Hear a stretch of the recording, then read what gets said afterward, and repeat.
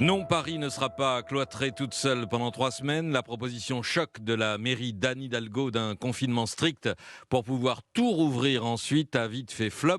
Les élus d'opposition et ceux de la région ont fait remarquer que le virus ne s'arrête pas aux portes du périphérique et qu'une telle mesure n'aurait aucun sens. Ce matin, rétropédalage du premier adjoint Emmanuel Grégoire qui évoque une simple hypothèse. Ce n'a jamais été une demande de notre part, mais simplement une hypothèse que nous souhaitons mettre sur la table. Mais face à l'aggravation de la situation sanitaire, nous disons que la politique des demi-mesures qui consiste à compléter par séquence en rajoutant des difficultés aux difficultés sans résultat sanitaire probant, pose la question ou pas de l'arbitrage de la part de l'exécutif national sur un confinement plus dur. Propos recueillis par Diane Berger. Jean-Rémy Baudot, vous avez joint l'entourage d'Anne Hidalgo et celui de Valérie Pécresse à la région à propos de ce qui ressemble à un pétard mouillé. Comment expliquer ce faux pas ?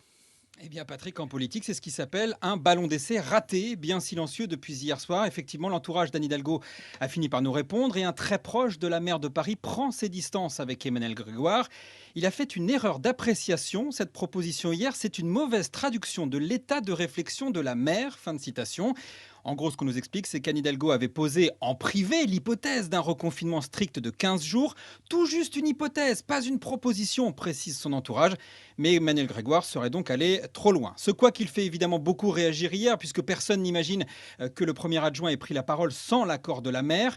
L'opposition parisienne se gausse. Ils ont voulu faire un coup, se prennent un effet boomerang, tacle un élu parisien de droite.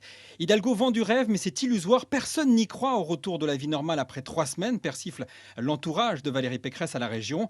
Même à l'Elysée, un conseiller d'Emmanuel Macron s'amuse de, je cite, un superbe rétropédalage dans la semoule. Bref, cette polémique, elle ne fait pas avancer le dossier, crée d'ailleurs probablement plus de stress qu'autre chose pour les franciliens. Et politiquement, pour Anne Hidalgo, obligée de désavouer son fidèle premier adjoint, eh bien ça tombe mal, alors même qu'elle débute une sorte de tournée nationale de pré-campagne présidentielle.